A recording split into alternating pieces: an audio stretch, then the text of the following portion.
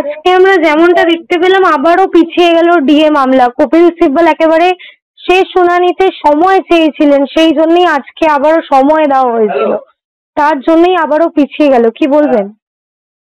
দেখো, এটা তো যেহেতু একটা ম্যাটার ওনার আজকে সকাল থেকে কন্টিনিউয়াসলি শুনানি হচ্ছিল, ফলে একটি একটি মামলায় শুনানি চলছে সকাল থেকে, এবং এই মামলাটি দুটোর সময় নির্ধারিত ছিল। যেহেতু সেটা কন্টিনিউয়াসলি চলছে, সেহেতু সেই মানে শুনানির মাঝখানে তো আর শুনানি ছেড়ে অন্য আদালতে যাবেন, এটা খুব একটা শোভন নয়, এটা হয়ও না। ফলে খুব স্বাভাবিকভাবে যেহেতু অন্য আদালতে তিনি কন্টিনিউয়াসলি শুনানি করছিলেন, সেহেতু এই আদালতে ফিক্স থাকলেও আসা যায় না, তার কারণ তাহলে সেই আদালতকে অসম্মান করা হয়।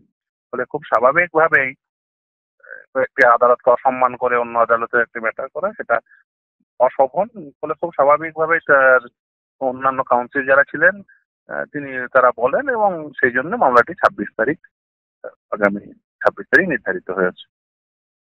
স্যার একেবারে আজকের যে শুনানি, এই শুনানির আগেই রাজ্যের পক্ষ থেকে হলফনামা জমা দেওয়া হয়েছিল। সেই হলফনামায় একটি গুরুত্বপূর্ণ পয়েন্ট যেটা উঠে এসেছিল, স্ট্যাটিক ডিএ স্ট্যাটিক, ডাইনামিক নয়। কি বলবেন? হলফনামা নয়, ওটা অ্যাকচুয়ালি রিজয়েন্ডার নোট। যাই হোক, সেটা আপনি যেভাবেই ধরুন না কেন, হ্যাঁ, ডিএ ডিএ স্ট্যাটিক হয় না, ডিএ ডাইনামিক। তার কারণ হচ্ছে ডিএ হচ্ছে একমাত্র কম্পোনেন্ট স্যালারির যেটা ডাইনামিক। অন্যান্য কম্পোনেন্ট গুলো, যেমন ধরুন অন্যান্য অ্যালায়েন্স, যেমন হাউস রেন্ট অ্যালায়েন্স বা ডক্টররা যে অ্যালায়েন্স পায়, নন প্র্যাকটিসিং অ্যালায়েন্স, বা প্রতিটি কর্মচারী মেডিকেল অ্যালায়েন্স পায় 300 টাকা, সেটাও স্ট্যাটিক। মানে 10 বছর ধরে হাউস রেন্ট অ্যালায়েন্স ওই 15%ই পেয়ে আসছে। যে সমস্ত ডক্টররা, ওয়েস্ট বেঙ্গল মেডিকেল এডুকেশন সার্ভিসের ডক্টররা, তারা এনপিএ ওই 30%ই পেয়েছে। ওয়েস্ট বেঙ্গল হেলথ সার্ভিসের ডক্টররা, তারা ওই এনপিএ 25%ই পেয়েছে।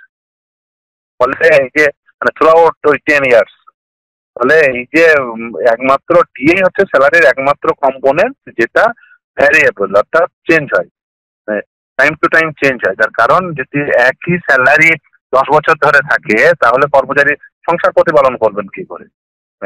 10 বছর আগে আলু কেজি প্রতি দাম আর 10 বছর পরে আলুর কেজি প্রতি দাম তো আর এক থাকে না, আর চালেরও দাম এক থাকে না।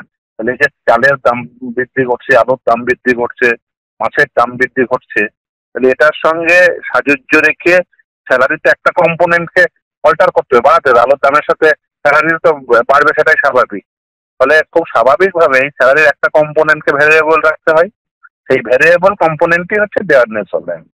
এই ভ্যারিয়েবল কম্পোনেন্টটি এইচআরেও নয়, যদিও এই মানে টাইম টু টাইম রেন্ট বাড়ানো উচিত, কিন্তু রাখা হয়নি। যাই হোক, রোপারুল 2009-এ, তার কারণ সেটা ওই একই দিনে যে 3টে মেমো ইস্যু করা হয়েছিল, সেই 3টে মেমোর মধ্যে 1691 এই house rent allowance, non practising allowance, medical allowance, dearness allowance, যে এগুলো সব এন্টাইটেলড, এবং তারা কিভাবে বাড়াবে সেটা, মানে কি রেট হবে সেটা বলা ছিল। ডিয়ারনেস অ্যালায়েন্সের রেটও বলা ছিল। সেখানে বলা ছিল যে সেটা রোপারোল 2009 অনুযায়ী নির্ধারিত হবে। রোপারোল 2009 বলা আছে দিয়ে নির্ধারিত হবে এআইসিপিআই অনুযায়ী। ফলে খুব স্বাভাবিকভাবে এই স্বাভাবিক যুক্তিতেই দিয়ে এআইসিপিআই অনুযায়ী দিতে হবে, টাইম টু টাইম দিতে হবে। এখন এই টাইম টু টাইমের ইন্টারপ্রিটেশন কি হবে সেটা নিয়ে গভর্নমেন্ট যা বলছে তাদের আরো বড় বাঁশ হবে, মানে খুব সাধারণ ল্যাঙ্গুয়েজে বললে। তার কারণ এআইসিপিআই ডাটা প্রতি মাসে বেরোয়, প্রতি মাসে যদি দিয়ে ক্যালকুলেশন করে কর্মচারীদের দিতে হয়, তাহলে সরকার থেকে আরো বেশি টাকা, মানে নতুন করে আরো বেশি টাকা লাগবে আর কি।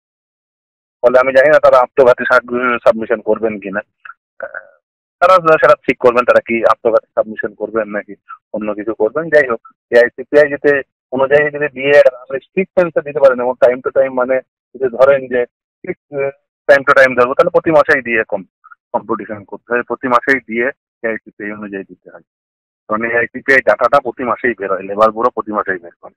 এই মাসেও বেরিয়েছে, মানে আগের মাসেও বেরিয়েছে, তার আগের মাসেও বেরিয়েছে। ফলে এআইসিপিআই ডাটা প্রতি মাসে বেরোয়, তাহলে ডিআই প্রতি মাসে দিতে হবে। সেটা অ্যাডমিনিস্ট্রেটিভ ইনকনভিনিয়েন্সি তৈরি করে, সেই জন্য দিয়ে বছরে দুবার দেওয়া হয়। সেই রুল সেটির প্যাটার্নই ফলো করা হয়, সেটাই পে কমিশনের রেকমেন্ডেশনে লেখা আছে, আর সেই পে কমিশনের রেকমেন্ডেশন অ্যাকসেপ্ট করে নিয়েছে অর্থাৎ 1691 সেটা লেখা। আসলে সেই সময় তো সরকারে ওরা ছিল না, ওরা জানেও না যে এর মানে কি। সেই সময় যারা সরকারে ছিল, অরিন্দম দাশগুপ্ত মহাশয় অর্থমন্ত্রী ছিলেন, বুদ্ধদেব ভট্টাচার্য সেই সময় মুখ্যমন্ত্রী ছিলেন, বিকাশবাবুরা সেই সময় সরকারকে আইনি যুক্তি দিত, ফলে খুব স্বাভাবিকভাবে তারা প্রত্যেকটা ওয়ার্ডের মানে জানে, প্রতিটি কমা পূর্ণচ্ছেদের মানে জানে। এই সরকার তো তারা এসে সেই ওয়ার্ডের মানেও জানে না, কমা পূর্ণ তারা এমনিও কিছু বোঝে বলে মনে হয় না। যাই হোক, তো যারা এটা ফ্রেম করেছেন, যারা এটা জানেন কমা পূর্ণচ্ছেদ প্রতিটি ওয়ার্ডের মানে কি, তাদের কাছে বুঝে নেওয়াই উচিত। আর ওরা যা বলছেন তাতে ওদের আত্মঘাতী হবে। তো যা যা লেখা আছে, ও যা বলতে চাইছেন তাদের সবকিছুই আত্মঘাতী হবে। আর ওই এন্টাইটেলমেন্ট ও লেখাই আছে ওভারঅল 2009-এর পরে যে ক্লারিফিকেটরি মেমো, সেখানে বলাই আছে যে ডিএনএস অ্যালায়েন্স হচ্ছে এন্টাইটেলড এবং সেটা টাইম টু টাইম দেওয়া। এই যে রোপা 2009 রাজ্যের পক্ষ থেকে বলা হচ্ছে যে রোপা 2009 দিয়ে নাকি শুধুমাত্র একটি সংজ্ঞা মাত্র, ভবিষ্যতে দিতে হবে, এটার কোনো বাধ্যবাধকতা সেখানে নেই। সংজ্ঞা দিয়েই তো ডিফাইন করা হয়, দিয়ে কিভাবে দেখা ডিফাইন করবেন? সেটাই তো মানে যে কোনো আইনে তো সেটাই নিয়ম। আইনকে নতুন করে পড়ছেন নাকি? সংজ্ঞা দিয়েই তো ডিফাইন হয়। স্কুলের ডেফিনেশন কি আপনি কোথায় পাবেন? স্কুলের ডেফিনেশন কি যদি আপনাকে জিজ্ঞাসা করা হয়, পুরো সংজ্ঞা দিয়েই তো নির্ধারিত হয়। দিয়ে তো সংজ্ঞা দিয়ে দ্বারাই তো নির্ধারিত হবে। পোকার মতো তার বিষয়। যাই হোক, মানে সে করতেই পারেন, সরি এটা, কিন্তু মানে সংজ্ঞা দিয়েই তো নির্ধারিত হয়। যে কোনো বিষয় আইনের একটা ডেফিনেশন সেকশনই থাকে, আইন ডিফাইন করা হয়, তারপরে সেটা এন্টাইটেল বলা হয়। এই ক্ষেত্রে তাই বলা আছে, এখানে ডিফাইন করা আছে দিয়ে কিভাবে ক্যালকুলেশন করা হবে, তারপরে এন্টাইটেল বলা আছে। পড়বেন, সেই জন্য পড়তে হবে, তো একসাথে পড়তে হয়। সেই জন্য তো আমাদের সাবমিশনের সময় আমরা বলেছি নির্দিষ্টভাবে 1690F, 1691F আর 1692F কনজয়েন্ট রিডিং করতে হবে। কোথায় এন্টাইটেল বলা আছে, কোথায় ডিফাইন করা আছে, ক্যালকুলেশন মেথোডোলজি কি, আমরা প্রথম থেকে এটা বলে আসছি। ওটাই ক্যালকুলেশন মেথোডোলজি। ওটা যে অ্যাকসেপ্ট করে নিন যে ওই সংজ্ঞা বলেছে, মানে সংজ্ঞা দেওয়া আছে, সেটা তো অ্যাকসেপ্টই করে নিচ্ছে। এতদিন যে বলছিলেন যে সংজ্ঞা দেওয়া নেই, বলা নেই কোথাও, দিয়ে কত দিতে হবে, দেখুন এগুলো স্ববিরোধী আর্গুমেন্ট। যাই হোক, তারা আমাদের সময় বলেছি, তারা তাদের মতো করে বলার চেষ্টা করবেন, সেটাই স্বাভাবিক। আমরা আমাদের মতো করে বলবো। আর আদালত যেটা গ্রহণযোগ্য মনে হবে, যে আমাদের যুক্তি গ্রহণযোগ্য না তাদের যুক্তি গ্রহণযোগ্য, সেই অনুযায়ী আদালত রায় দেবে। আমরা আমাদের যুক্তি দিয়েছি এবং আমরা আমাদের যুক্তি আদালত সবার গ্রহণ করে আজ 6বার জিতে, এই মামলায় জিতেছি, তবে 7মবারেও আশা করি একইভাবেই জিতবো। একেবারেই শেষ প্রশ্ন, রাজ্যের পক্ষ থেকে বারংবার দিল্লির বঙ্গভবন এবং চেন্নাইয়ের ইউথ হস্টেলের প্রসঙ্গ টেনে আনা হচ্ছে। চেন্নাইয়ে নাকি তামিলনাড়ুর হারে ডিএ দেওয়া হয়, কেন্দ্রের হারে নয়। তাহলে এখানকার সরকারি অর্থাৎ রাজ্যের যারা কর্মচারী, তারা কোন সূচক মেনে ডিএ পান, এই প্রশ্ন তো থেকেই যাচ্ছে। আপনি বুঝতে পারছেন, ট্রাইব্যুনাল থেকে শুরু করে হাইকোর্টের বিচারপতি থেকে শুরু করে সুপ্রিম কোর্টের বিচারপতি একই প্রশ্ন করেছেন। আপনিও যে প্রশ্ন করছেন, বিচারপতিরাও সেই প্রশ্ন করছে, আমরাও সেই প্রশ্ন করছি।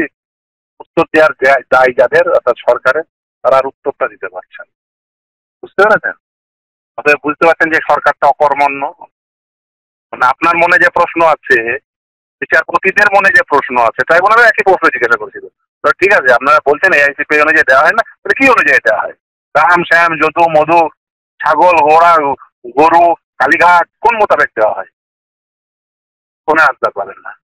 এর আগের দিনও জিজ্ঞাসা করবো, ইনস্ট্রাকশন নিয়ে বলবো, এবং আমি বলছি আপনাকে বলতে পারবে না। ট্রাইব্যুনালে দেখবেন ওই যে জাজমেন্ট হয়েছিল, সেখানে তারা 30 জায়গায় নির্দিষ্ট ওই প্রশ্ন, একটাই প্রশ্ন, যে তাহলে কি অনুযায়ী দেওয়া হয়।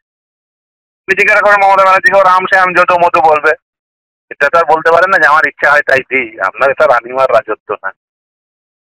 আইন মোতাবেক চলা সরকার। আইনে কি বলা, আইন ল, সেটাই সুপ্রিম, আপনি নন। ফলে আইন মোতাবেক সরকার পরিচালনা করতে হবে।